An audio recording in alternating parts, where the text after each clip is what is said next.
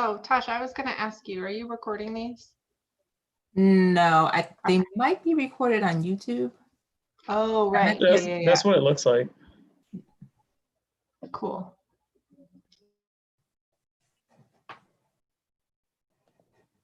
All right. Thank you, everyone, for joining us today. This is part of the first generation celebration at Drexel. And today we are working with the undergraduate research and enrichment programs, or UREP, to host a panel on undergraduate research and fellowships. My name is Dr. Tasha Gardner, and I serve as the director for the Center for Inclusive Education and Scholarship, which is the home to First Forward. First Forward has been in existence for about 4 years now. It was started by myself and 2 colleagues who all of us are first generation college graduates. And we wanted to create a program that would be something valuable for Drexel. And we wanted to make sure that people would actually respond to it. And so through all of our research and investigation, we found that having a program that supported not just our undergraduate students, but graduate students, faculty, staff, and even alumni was something that was important to everyone in order to share experiences and really learn from each other, regardless of what level the individuals are at. So that's a little bit about First Forward. Definitely feel free to, sorry about the helicopter overhead. Definitely feel free to go to our Facebook page, which is at Drexel First Forward. You can email at firstgeneration@drexel.edu if you have any questions, any ideas for upcoming events. And don't forget to request for your First Forward iron-on patches and use the hashtag, drunk about the hashtag already, First Forward Dragons. Yeah, so with that, I will pass it over to Kara Fontini. Hi guys, my name is Kara. I'm the program coordinator in undergraduate enrichment and, undergraduate research and enrichment programs, and I'm going to be our moderator today.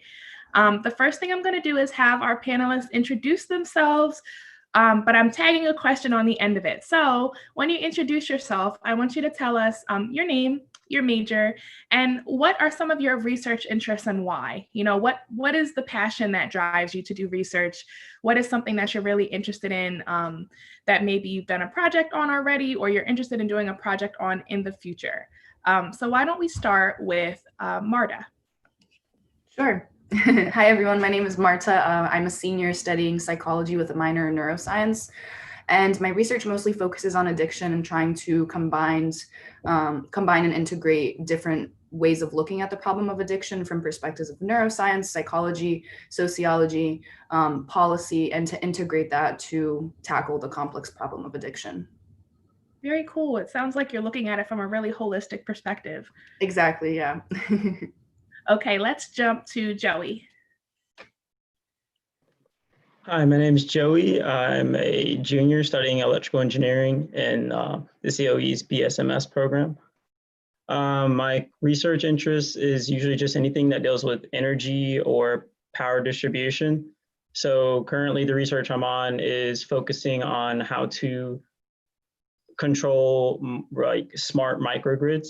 So if we had a microgrid in space, say we want to put like settlement on space, so we're not really going to have engineers fly up there and be in space. So we'd want to be able to remotely control that from the ground. So we're currently studying pulses so we can understand the system, model it, and then see how we could control it and all those parameters. Very cool. All right, let's go to Salamata. Hi, everyone. My name is Salamata, and I am a sophomore at Drexel, majoring in computer science and minoring in mathematics.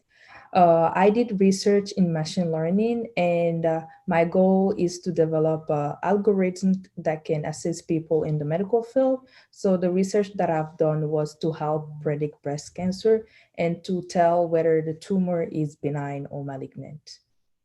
Awesome. That is very cool as well. And last but certainly not least, let's jump to Nick. Hi, everyone. My name is Nick. I'm a senior physics major. I've worked on a variety of projects over the years, but my senior research project right now is dealing with quasars so really distant galaxies. And we're basically trying to standardize how bright they are so we can use them in distance measurements. But going forward, I'm really getting involved in some data science stuff and kind of enjoying the variety of projects I can use it for. So I'm looking to kind of move in that direction. That is awesome too. It sounds like you guys as a unit are interested in some very cool things and doing some research that will be beneficial in the long run to a lot of people. So jumping into it, our second question of the day is, what kinds of resources did you take advantage of when looking for and participating in research? And you guys can jump on and answer them at will. If you don't have an answer, that's okay. You don't have to answer it. But if you do, we're glad to hear from you.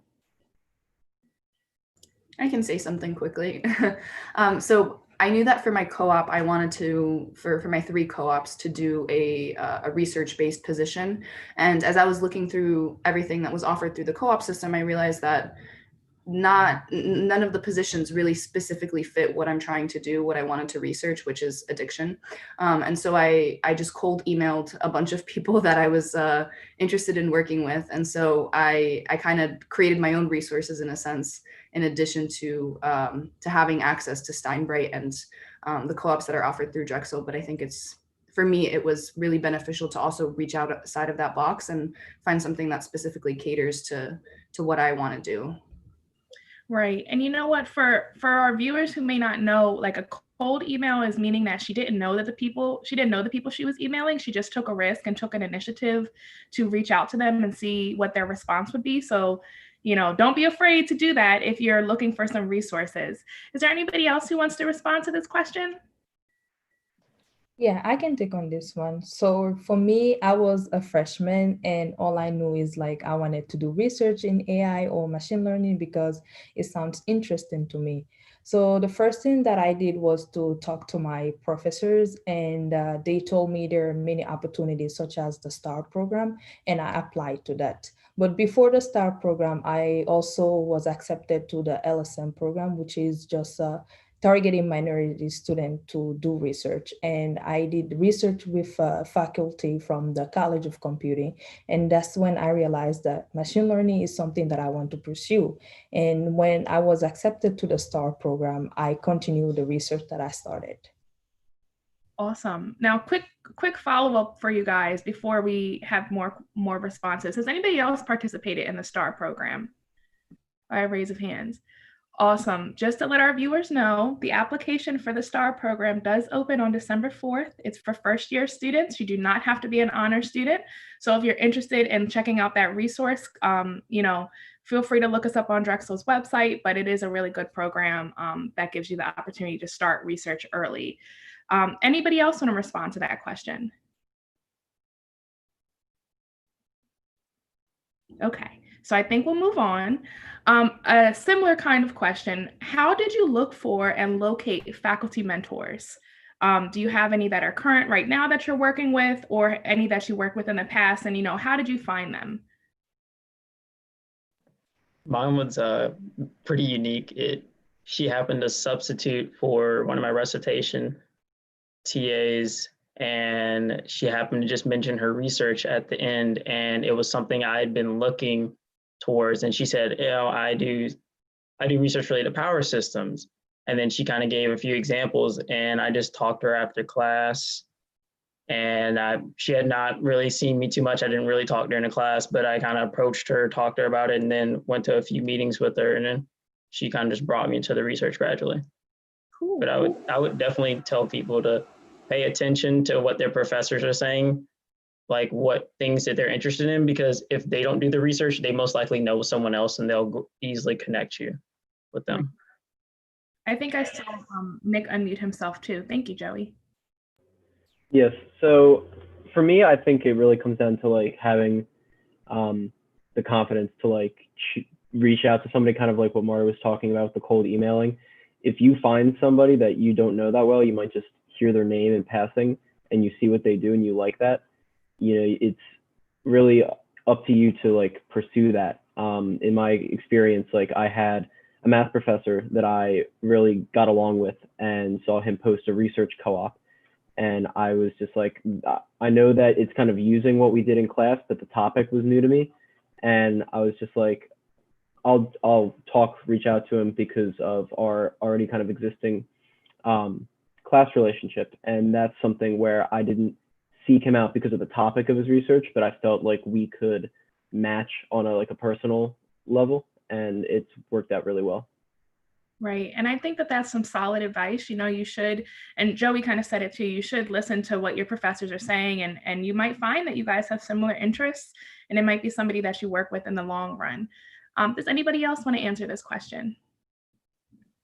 Yes. So for me, what I did was to look into the database of the faculty mentors in the College of Engineering and the College of Computing.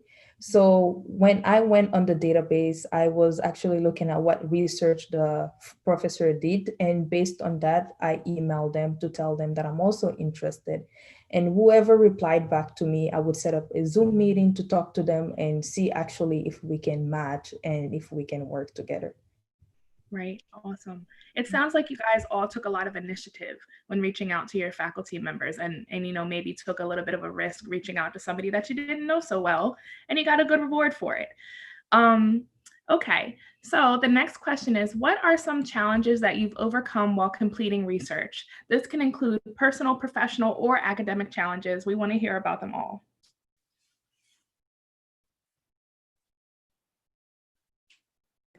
I think for me, it was accepting that research is an extremely long and mundane process oftentimes, and accepting that and sort of realizing that it takes a lot of steps and a lot of hard work to get to the outcome that I'm trying to get to with my research. And so that was a challenge to kind of accept that. And also, I mean, I'm sure everyone else here knows that has participated in research that you fail, you keep failing, and then you just kind of have to get used to the failure and know that after the failure, something is going to eventually work out. And so I think that's another thing that's been a challenge. But I think acceptance is all that's really needed to overcome that. Yeah, and you know, I think a lot of the times people forget that there is a lot of failure when it comes to research, because we don't see the failure, we only see the end result. So like you said, accepting that and learning that process is definitely a learning curve for some people.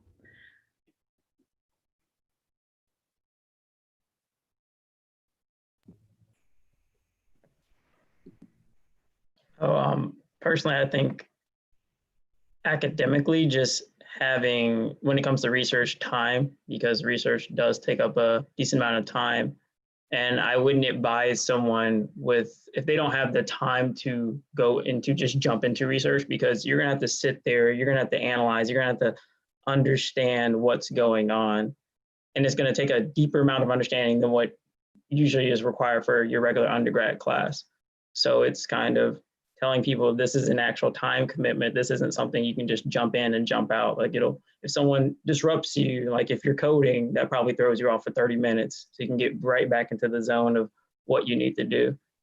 So I definitely have to say time was something I kind of struggled with when I first got into it. And then once I realized I need to block off 3 to 4 hours when I'm gonna go do this research, that I started really being able to understand what's going on and was able to make a decent amount of progress.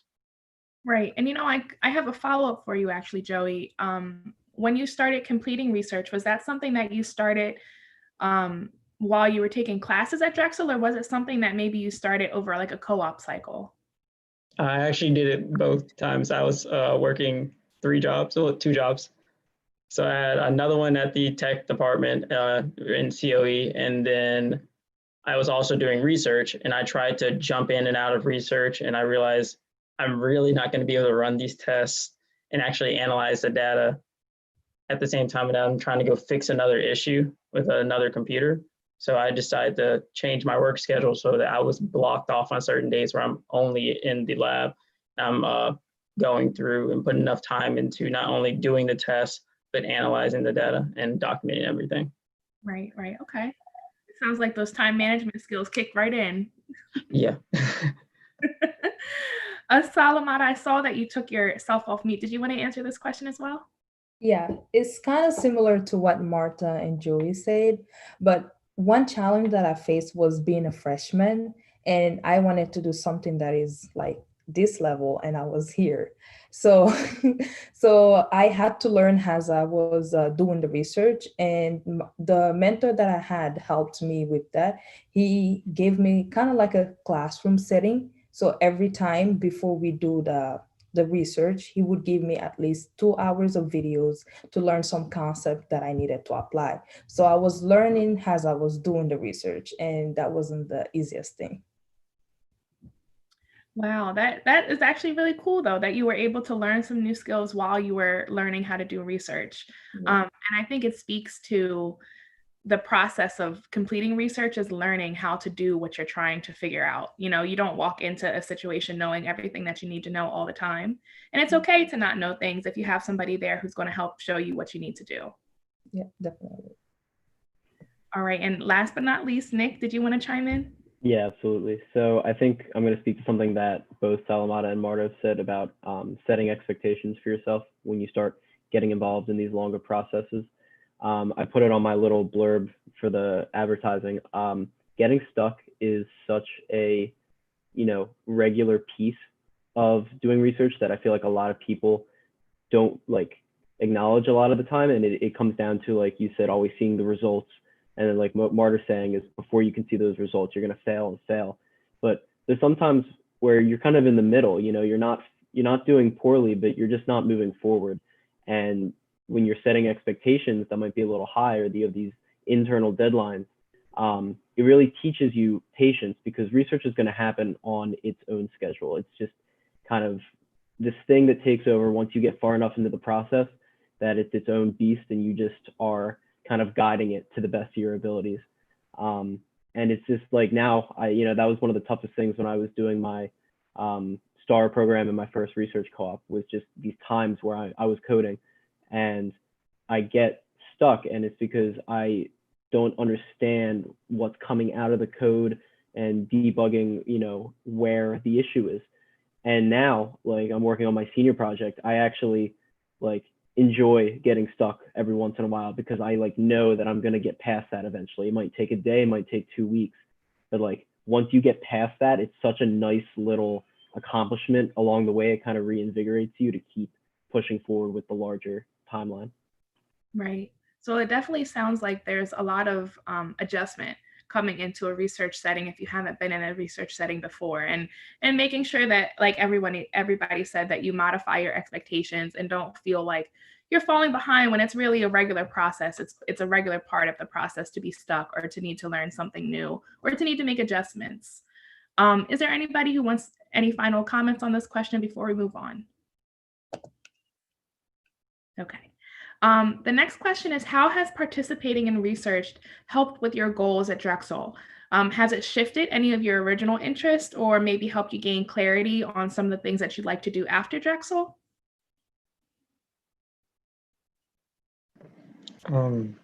Does anybody else want to speak on this one? No, I can go ahead. I know it's helped me academically and when it comes to industry. So I did not know how well known my professor is in the power industry. So when I put my research down, there were actually people who did my research that have jobs, and they just gave me interviews the moment they saw that on my resume.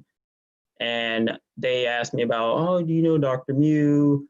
We had great conversations immediately in the interview, and they gave me a lot of offers from different companies simply because of that in particular.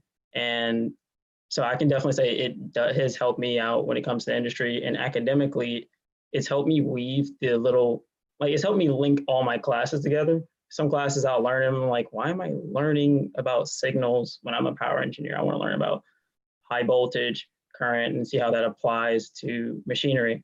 I don't really care about learning about signals. And then now I'm realizing, oh, this is actually very important. And it's helped me weave so many concepts together that I feel like I would never have gotten just by taking those classes. So I would definitely say, oh, sorry. I was going to say, right. It seems like it really bolstered your resume and bolstered the things that you learn at Drexel. Like you said, it helped you connect all of those things together and give them more meaning. And it made me do some things like I don't like coding a lot. Nick probably loves coding. I personally don't like it too much, but it forced me in a way to have some appreciation for it, because when you're going through large data sets, you're going to learn how to do it eventually, because you're like, this is too mundane for me to sit here and work with this one Excel sheet. I'd rather just program it and do everything I need. Right. Thank you. Any other responses? I know I kind of threw some philosophical questions at you guys, maybe didn't give you a chance to prepare for them. For me, I think it gave me a better vision of what machine learning is. Usually when people say machine learning or AI, the first thing you think about is like robots or like anything of the sort. But actually, machine learning is just about analyzing data and learning how to manipulate the data so that you can automate some stuff. And it's just like now I want to work with data so that in the future I can develop intelligent technologies that are based on the data that I feed. So research helped me know that's what I want to do in the future and not just focus on doing software engineering or any sort of engineering.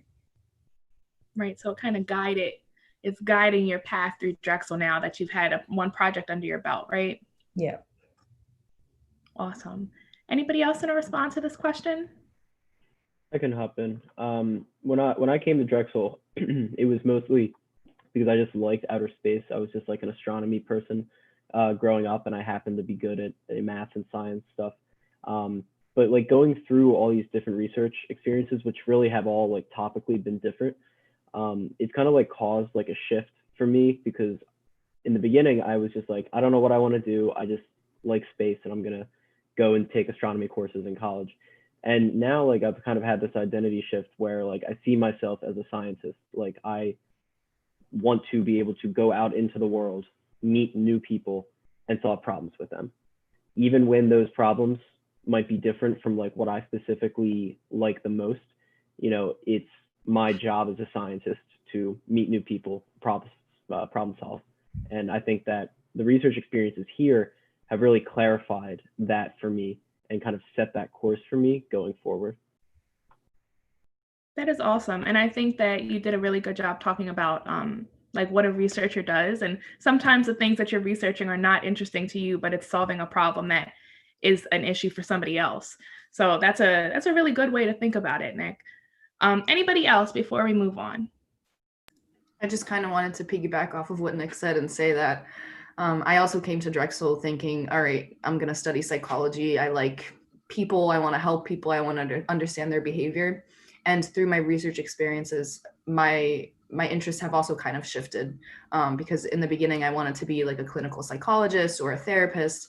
And now I see myself as only existing as a scientist. Like I want to help people, but through research and not through I guess directly interacting with them. Like I realized that I prefer rats, let's say, over humans, and to work in a lab with rats than work in a lab with in psychology, at least with people. I mean, I love working with people, but it's just like there's different approaches to the same problems that you can take, and they're just as helpful. Right. Okay. So this is really great. It sounds like as a collective, the research has really helped you guys in a couple different ways. Academically, it's helped you direct your interest. And then in some ways, professionally, like Joey said, working with somebody who is renowned in their field, that definitely is something that is great to put on your resume. Speaking of resumes, I just want to do a quick poll. Do you guys have research experience listed on your resumes, like separately? Yes. Yeah. From what I've learned, it's like customary for researchers to actually have a CV, not a resume. You can have like a one pager. I have that, but like I usually just add everything to a multi-page like CV, larger document, and then tailor that for certain jobs if they don't want to see all of that, but I usually give them the option. Right. That's definitely a good point, because I was actually going to ask you guys about how many research projects you've done since you've been at Drexel, and has there been one that's been one of your favorites, or one of them that you've maybe not enjoyed so much but completed anyway? For me, as a freshman walking into my sophomore year, research is the only professional experience that I have on my resume, because I worked as a research assistant, then I did the STAR one. Cool. Okay. I'm sorry, Joey, go ahead. Oh, I was just going to say that just added on a little bit to what Nick said, to having that point, like having your CV. I think I have it as my resume, but then I have research experience for bringing that and showing it to the companies. Like I would show them some of the research that I've actually done because they do take interest in that. So, I mean, if you have graphs, you can thoroughly explain in a minute or two what all this represents. It's very impressive to a lot of employers whenever they see that. So that's all I just want to mention. You're kind of doing like an elevator pitch with your research. Pretty much. Because all the time they don't necessarily have as great of an understanding of what's going on. So by you giving the elevator pitch, that can give them a deeper understanding, but it's kind of like a broad, but more than you can just put on your resume, because they won't always look through everything you have in your cover letter. Right. Any other comments before I move on to the next question? Okay. So my next question is, what advice would you give other first generation students who are interested in participating in research? And maybe we'll take a second to think about it a little bit.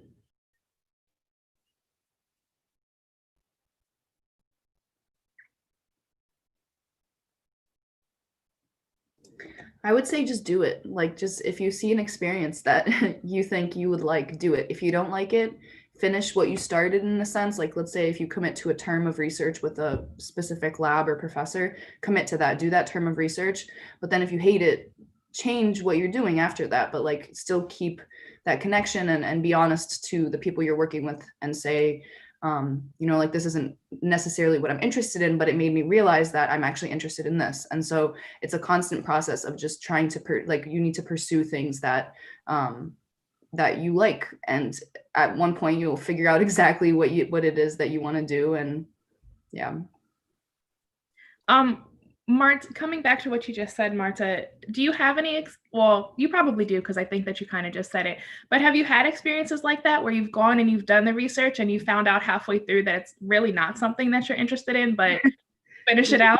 Yeah, for my second co-op, I worked at the Polish Academy of Sciences in Poland, and we were working on cognitive psychology work. It was called evaluative conditioning. So basically, why do we like the things that we like, and can we manipulate whether someone likes something or whether they will like something that's neutral or dislike it based on other stimuli. And so as I was working on that, I was like, oh, this is cool, but I don't feel passionate about this. It was kind of mundane and just like, it didn't spark that joy for me. And so while I was working there, I gathered a group of my colleagues and created what is now my senior thesis, focusing on attitudes towards addiction. And we're comparing the Polish and US populations to see whether there's differences in how people view addiction, and whether helping someone with an addiction also influences how you view substance abuse. So yeah, I had to make a change because I was not interested in what I was doing at the beginning at all. But it definitely gave you some good skills. Yeah, agreed. Does anybody else want to chime in on the advice that you might give to other first generation students? Maybe be ready to break your stereotype of research. Because just like I was talking about this the other day, just some people will view hacking as though something really cool they show in movies, or like they show research, or like, wow, they just came out with this thing. Like it looks like it was done very quickly, but they don't really go into that process of, you're going to fail, as you mentioned beforehand. I think Marta mentioned this. You're just going to have to be ready for that. Be ready for that change in attitude you have towards research. And like, as Nick mentioned, be ready. Once you get over that hill, you'll appreciate it. So always be looking for that one thing that you're striving towards. Have that one goal, strive towards it. Know you're going to fail a bunch, but the moment you get it, take hold to it and use that as motivation towards your next goal. And can you maybe describe one of those moments for you? Have you had a moment like that where it took a while to get to the end result, but once you got there, you were like, yes, I made it. I did it. This is the end result that I was hoping for. Just last night. Really? Oh, yeah, I was going through I did all my hardware simulations for our system last year, and I was going through the software, and I was just going through the program, and I couldn't quite understand why my pulses just weren't lining up. then I realized I was just going through the code, looking at it, staring at it. And finally, I realized we had two different values that happened to affect the rise time on the pulse. And at that point, I realized it. I edited that line of code, and it's working a lot better now. Probably it can use a few more improvements, but it was a huge sigh of relief for today's meeting with my mentor. So I was extremely excited. That's very exciting. And I'm glad that you were here to share with us today, because that just made me excited. Like, woo. It's super fun. My dog kind of got scared. It was like 12 some midnight, and I was like, yes! And like he was like asleep and he's all frantic, but yeah. Thank you. Does anybody else want to chime in on this one? I feel like everybody's saying really good stuff, and it's all kind of talking about different parts of the research. Like in the beginning, like with what Marta's saying, you just got to do it. Like if you have a general desire to do research, then you probably will not have too much trouble finding people that have something to do for you, have something for you to do that's interesting to you. And then like with what Joey's saying, like once you get in there, like commit yourself to short-term goals and just keep hammering away. And what's nice about that is then through that, you may find out whether or not you like it. If you're constantly doing these little things, because if you're doing a short-term goal that might be really mundane, you're not going to mind that if you know that it's in service to this project that you actually like. That then you'll actually like somewhat enjoy doing that little thing. It's like going to Lowe's because you really want to build something in your backyard. You know, going through the aisles might not be fun to you, but like getting that stuff to use it on like a home project, you're going to love that.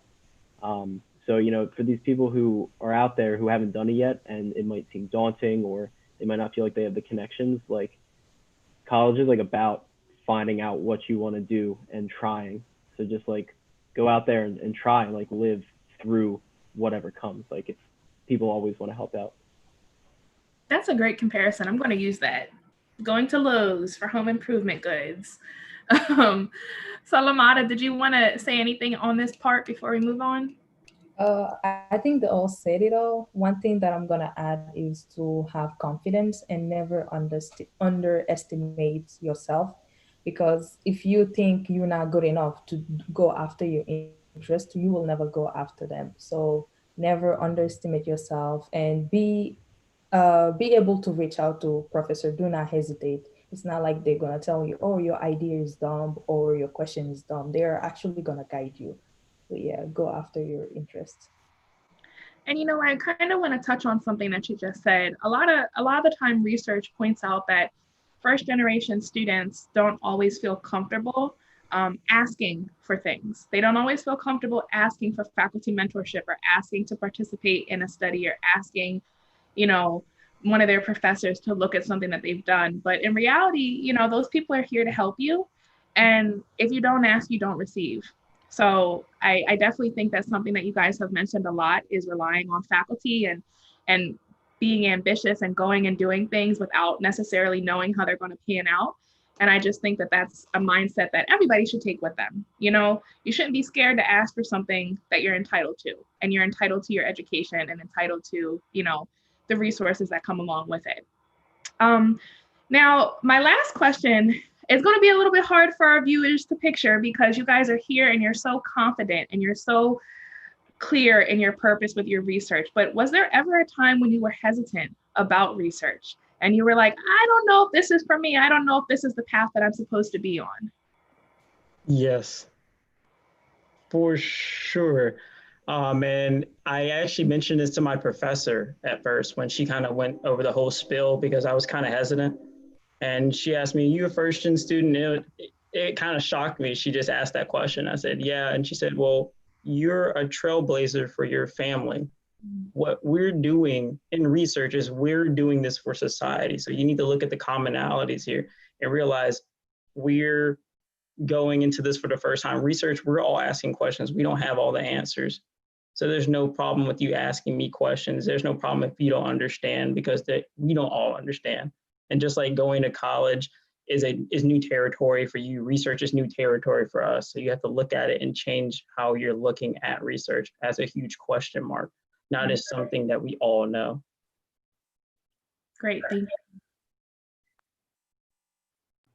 I agree completely. I think in my experience, a lot of the doubt came also like with a sort of family attachment. I remember that I did STAR, and it was something that I kind of had already gotten through applying here, and I know that's not the case for everybody, but that was built in, so my parents didn't really think much of it. They're just like, oh, you're gonna do this school project at the end of your freshman year, that's cool. But then once I got my first research co-op, and this, like, they had this preconceived notion of like, okay, he's going to go work, like this is job experience, and I'm like doing research which they don't know much about, and I tell them that the hours can be wacky sometimes, and it's really just not conforming to this 9 to 5 expectation that they might have for me. And then as soon as I express doubt of like, oh, I don't know how I feel about this, I'm still trying to, you know, get a gauge on it. I remember my father specifically being like, so what's up with this research thing? I thought you were going to, you know, try to work in the private sector and do some industry stuff. And I just had to be like, yeah, but I'm still figuring this out.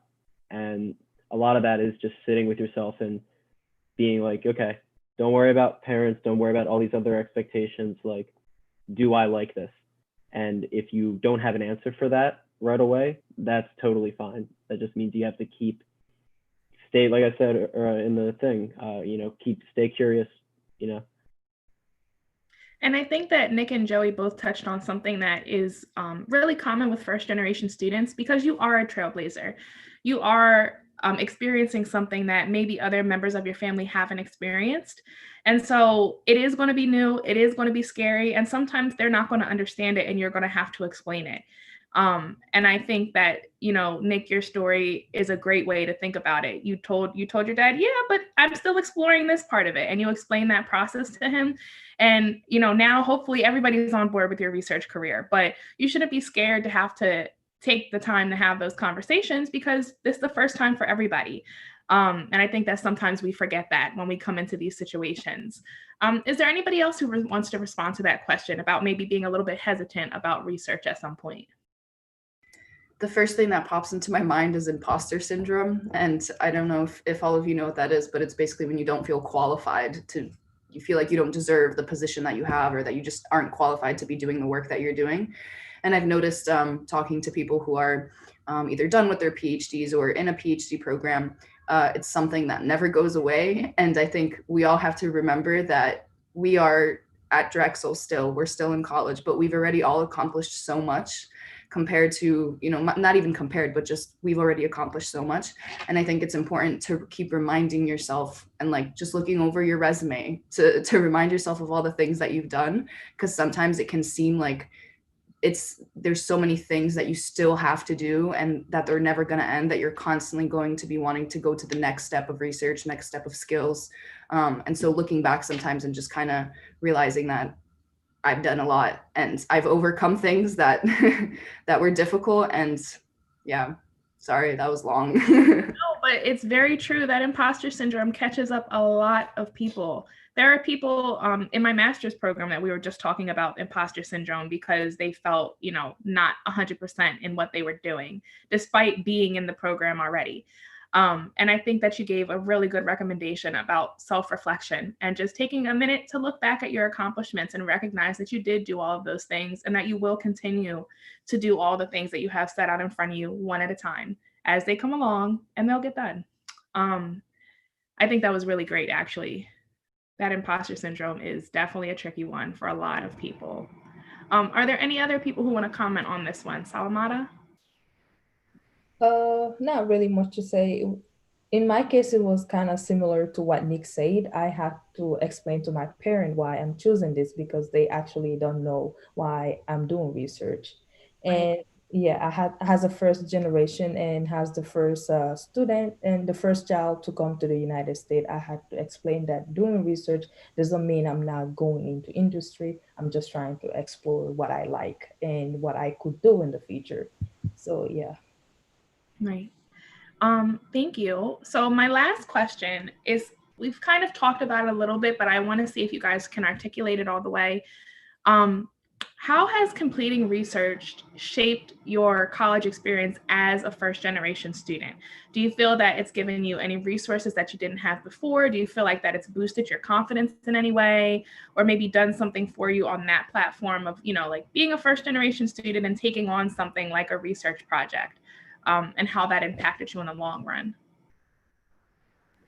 I think it, just jumping back to what Marta mentioned about imposter syndrome, it helped me eliminate a decent amount of that, of the origin of that, because being a minority, sometimes some people will say, or will subtly give like little jabs here and there. Oh, you might be a handout, like, oh, you may have gotten this position simply because you're Black, not because of my accomplishments. And I feel like with this research that I've gotten and my great mentors, that I have gained a lot of confidence. So when somebody says that, I look back and I think what I've done on this project and how far we've gotten, and I just brushed it off almost immediately. Like, it's definitely boosted my confidence so that it erodes a lot of thoughts of the imposter syndrome. Yeah, all those get out of here. We don't want to. Yeah. Anybody else want to comment on that?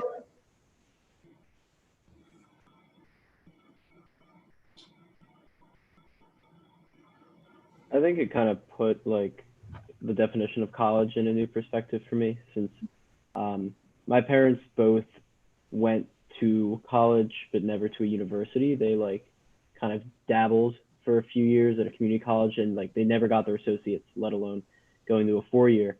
So like in my head, like as a child, I really thought that like college was just this thing you do after high school. It's just like an extension of that before you just get a job. And that was kind of unsettling for me as a child, because I was like, okay, well, I'm just going to do that and pick a thing, and then I'm going to work forever. And actually doing research is actually like really put into context a lot of what college is to me. And it's really about preparation. It's not just keep doing schoolwork just to do schoolwork. It's really about you kind of taking control of your life and kind of exercising your agency to choose what you want to do. And it's kind of like research is like this vehicle to take you where you want to go and prepare you along the way.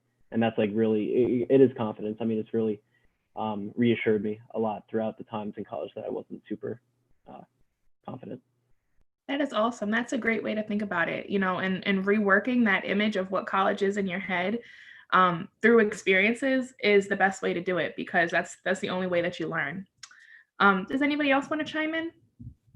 Yeah, I think for me, it is giving me a better college experience, and it's also helping me build a bigger community, because now I'm closer to some fellow students who are also interested in research just like me, and also close to some faculty members who can help me in so many different areas outside of the classes that I'm taking.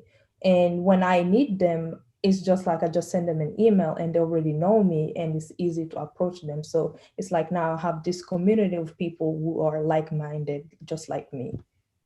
Right. And, I was just talking to one of my coworkers the other day about building your network, and your network consists of more than just professional people. It consists of your peers. It consists of your mentors and the people who taught you along the way. And it consists of professional resources. So I think that it's great that, you completing this research has given you an opportunity to start building that network, and start building it early, because you started your research as a freshman. Marta, did you have anything you wanted to add here? I kind of related to what Nick said. I feel like my research experiences and even just going to college in general has made me realize that I have a choice when it comes to my future. Because growing up, I saw that, like, my parents, for example, they didn't have a choice of where to work. They just worked to get money and to support us.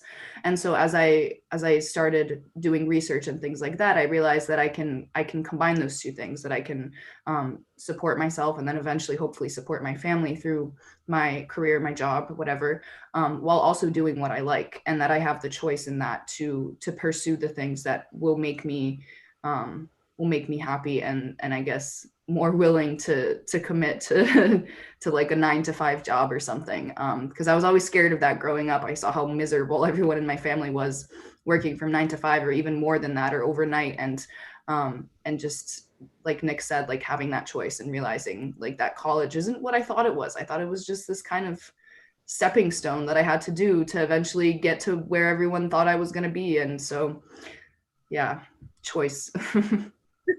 Thank you. Thank you. That's a great perspective that you guys brought out to us. Before I take our closing comments, I want to check in with Eve and see if anybody sent her any questions on our chat. Yes, so I got one private question asking, do any of your research opportunities pay you? I know money is not everything, but it would be nice to get paid.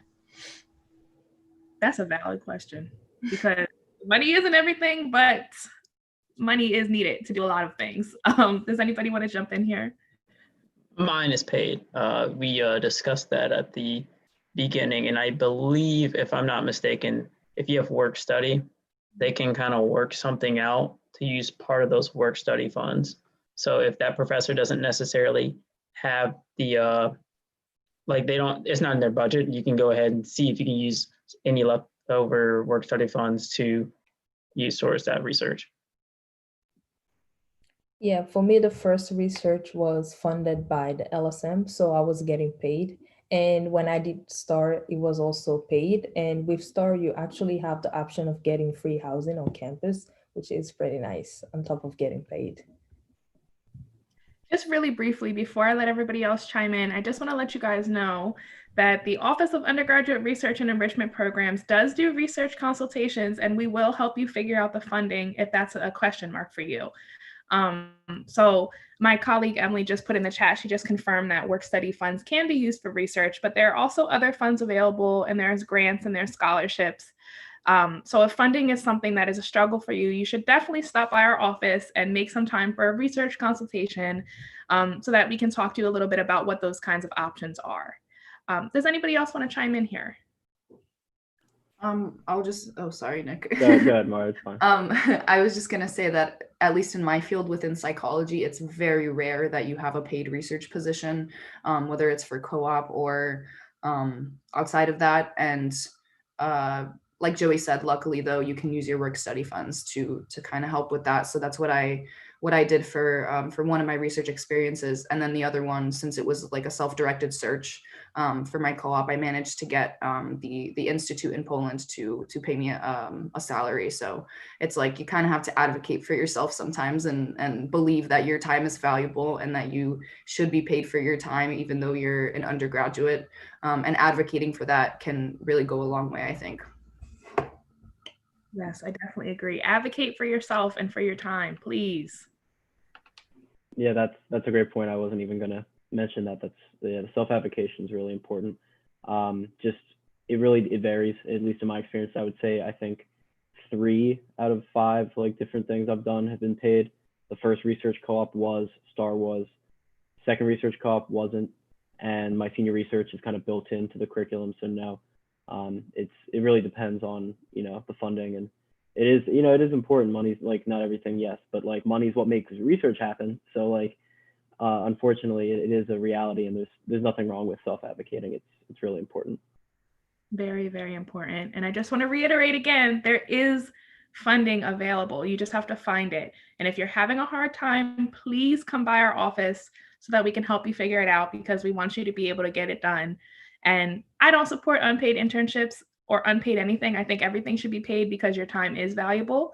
But I also think that there's something to be said for, if you have to just bite the bullet and maybe do one opportunity unpaid if it's going to benefit you in the long run. But really, we want you to find that funding and get paid for your time and your expertise. So I think we don't have any more questions, right, Eve? So we have 2 on YouTube. Perfect. Okay. So the first question is, what's been your favorite part about doing research?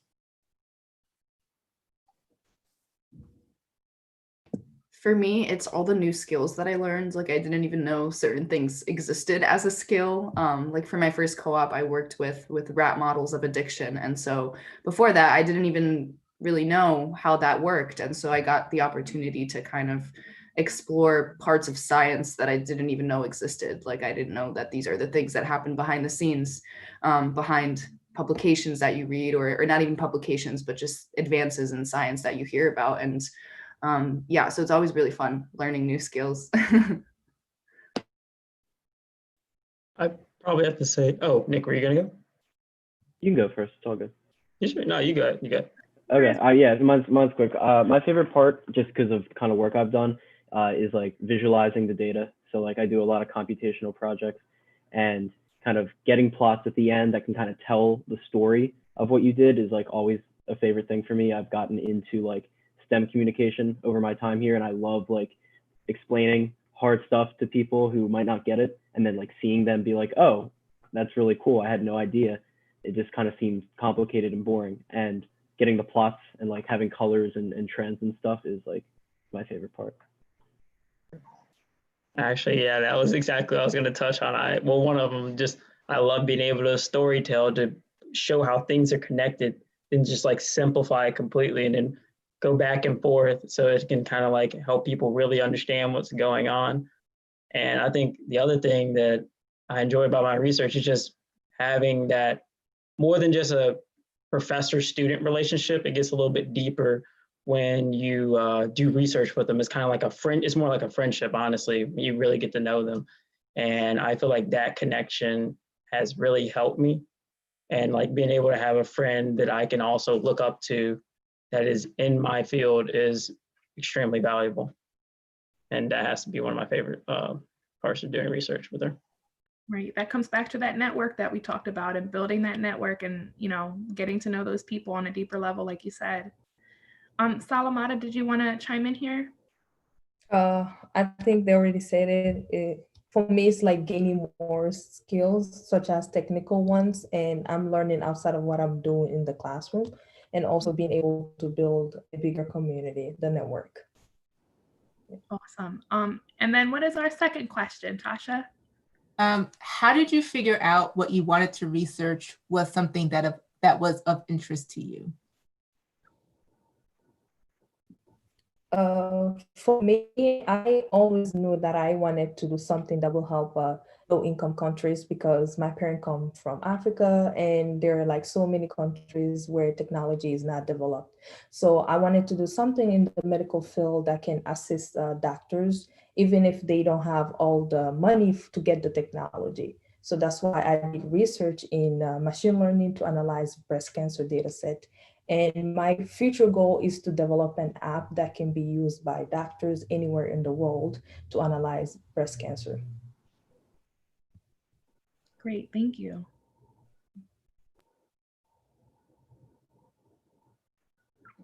I think you could just keep trying. A lot of times, you know, people put a lot of pressure on themselves to figure out what you like, and it's really like a slow, ongoing process. I just tried a bunch of different things. Like I like space, so my STAR program topic was in space. But that was my first time coding, so that kind of like put me off because I was really thrown into the deep end. And then my second project was like something completely different. So I liked it. You know, you get more developed in what you're working on. So it's not an easy thing, and there's no one right answer. You know, just keep trying, and maybe you'll find something that you like you didn't even know you liked, and then you do. You just gotta try. Sounds like a lot of trial and error. That's science.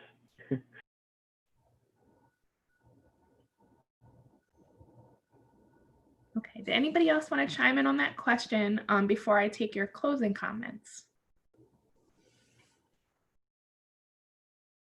Okay, so in closing, I just wanted to go around and let everyone make one final comment, maybe something that they want our audience to see or know, or maybe a special message to fellow first generation researchers, anything that you'd care to say, we would love to hear it. So just jump on in. I feel like we covered a lot, but I guess just fail. Keep failing. Failing is good. Keep doing it. Like if you go into research, know that that is the biggest process of research is failing. And I can't stress that enough because it's terrifying, but also it's great because every time you fail, you learn something new. And so I think that's kind of my spiel. Thank you. I think mine would be organized so that as you're failing, you're able to gradually really understand what's going on. So by you being organized, documenting what's going on, you can it forces you to rethink what caused you to get to that point. So by keeping a great amount of organization, you can relay that information to everyone else on your team and just have a good understanding of how you got to that point. Thank you. I would just say be patient with yourself, and what you expect from the world. Like if you want to do research, do it. If you don't know if you want to do it, maybe try it and keep trying until you like it, or you make that decision for yourself. Either way, the world's crazy, and it's like totally, okay to give yourself a break now and again. And I think that's a really important thing, is don't feel like you need to do it if you don't want to. But if you do want to do it, definitely go for it. Awesome. Thank you. Yeah, I agree. Go for it. Do not hesitate. And if you don't know, simply ask. That's it. Great. I think that you guys have given our viewers some great insight on completing research as a first generation student, and about the process of completing research as a whole. I want to thank you so much for coming and spending time with us today. And I wish you guys the best of luck with your research, with your current research endeavors and your future research endeavors. And thank you. And I think we're finishing up. Thank you. Thanks so much, everyone. Yes, Thank thank you. you, everyone. Thank you. If you have any questions, again, definitely feel free to outreach to the Undergraduate Research and Enrichment Programs Office. And feel free to email firstgeneration@drexel.edu. We can definitely make sure that your questions get forwarded there if you can't remember the name of the office, firstgeneration@drexel.edu. Hopefully we will see you all at our last meeting, or our last panel on Monday. It will be at 1 p.m. And we're partnering with the Office of Veteran Student Services to have that panel. Hope everyone has a great weekend. Stay safe, and we will see you next week. Thank you. Thank you. Thank you. Thank you.